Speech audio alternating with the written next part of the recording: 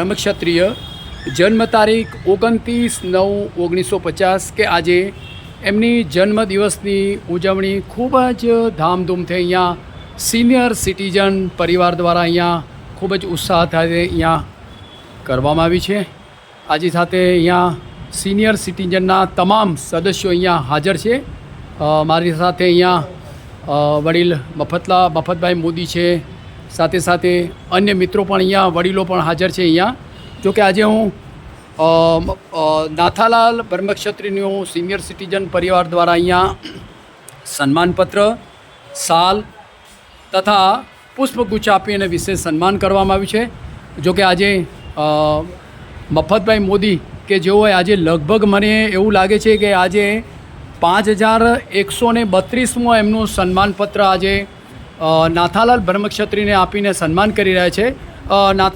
જે હું સરને આજે આજના તબક્કે જે સન્માનપત્ર આપી રહ્યા છે એના વિશે હું મફતભાઈ મોદી સાહેબને એક પૂછીશ કે આ સન્માનપત્ર આપવાનો આપનો ભાવ કયા પ્રકારનો ભાવ છે? સર, આપ આજના તબક્કે આપ શું કહેવા માગો છો? સર, સન્માનપત્ર આપવા પાછળનો મુખ્ય ભાવ એ છે કે જે વ્યક્તિએ સેવા સ્વયં સમજીને આગળ ધપાવી રાખ્યા છે, શેષ જીવનની ઉપયોગિતા એ સેવામાં રહેલી છે। એ બાળકોની સેવા હોય કે વૃદ્ધોની સેવા હોય, દોડીને એ સેવા કરવા જાય છે। વિશેષ કરીને ભારત વિકાસ પરિષદ સાથે સંકળાયેલા છે અને સ્કૂલોમાં જઈને જે તેજસ્વી બાળકો સાથે બધા બાળકોને સન્માન કરે છે, એમને પ્રોત્સાહન આપે છે અને ઉગતી પેઢી જે રાષ્ટ્રને વફાદાર રહે, રાષ્ટ્ર માટે કંઈક કરી છૂટે એના માટે બે શબ્દો પોતે બોલે છે। સાથે સાથે એમનું પૂરું જીવન આ સેવામય જ રહેલું છે। દરેક નાના મોટા કામોમાં એ સંકળાયેલા છે।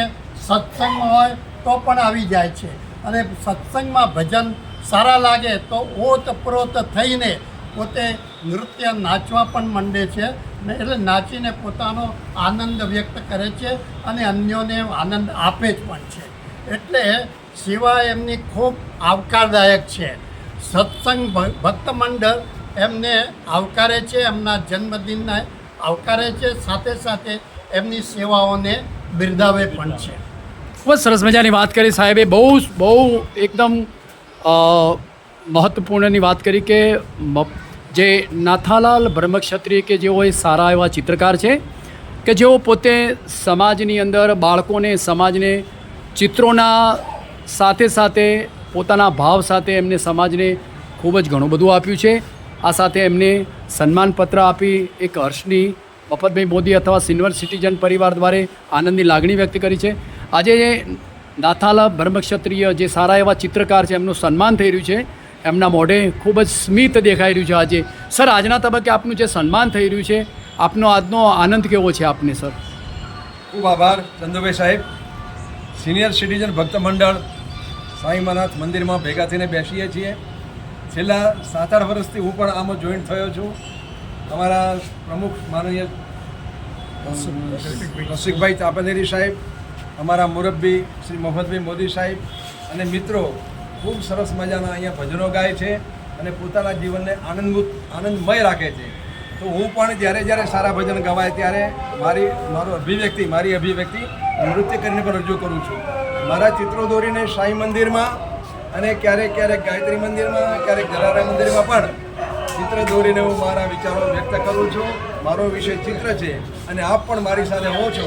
ચિત્ર વિષયને સારી રીતે ઉજાગર કરીને એના દ્વારા પણ બાળકોને સંસ્કાર કેવી રીતે આપી શકાય એનું કામ કરું છું અને બધા મિત્રોનો મને ખૂબ સરસ સહકાર મળે છે। આજે હું ખૂબ જ ગૌરવ અનુભવી રહ્યો છું કે આવું સરસ સન્માનપત્ર મુરબ્બી શ્રી મફતભાઈ અને માનનીય રસિકભાઈ સાહેબ અને મિત્રો દ્વારા મને અપાઈ રહ્યું છે।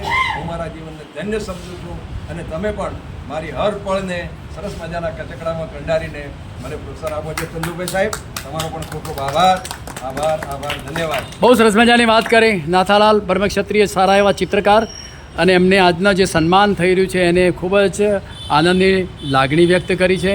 અહીંના આજના મંત્રી સાહેબ પણ, અહીંયા પ્રમુખ સાહેબ પણ હાજર છે। સર, એક બે શબ્દોમાં આપ પણ કંઈક એક શુભેચ્છા પાઠવો સર।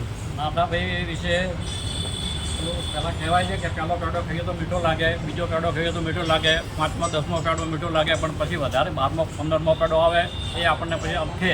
એટલે આ બધા સારા સારા વક્તાઓ બોલી ગયા છે. મારા ભાગે કહેવાનું મેં નાતાભાઈ સાહેબને દિલથી શુભકામનાઓ પાઠવી છે. નાતાભાઈ બીજાના સુખે સુખી થવાવાળા માણસ છે. પોતે પણ સુખ રહે છે, આનંદમાં રહે છે અને બીજા પણ આનંદ આપે છે. અને એમના નૃત્ય તો આપણે કહીએ તો આધુનિક જમાનાના જે ચૈતન્ય મહાપ્રભુની ખાતે તો બહુ વધારે પર કહેવાય, પણ ચૈતન્ય મહાપ્રભુ જેવું એમને એક વખત ત્યાં ઝેરડાની અંદર કથા ચાલતી હતી અને એમણે આનંદ મૂર્તિને પ્રશ્ન પૂછેલો કે આવું કંઈક વાગે છે ને આવું થાય છે ત્યારે મને નાચવાનું મન થઈ જાય છે, હું આ કરું છું બરાબર છે કે નહીં? ત્યારે આનંદનાથજી એવો જવાબ આપેલો કે તમને તો થાય છે પણ મને પણ થઈ છે, પણ આ જે વ્યાસપીઠની મર્યાદાને કારણે હું એ વ્યક્ત નથી કરી શકતો. અને પછી એ દિવસે આનંદનાથજી દિલ મૂકીને નાચ્યા હતા.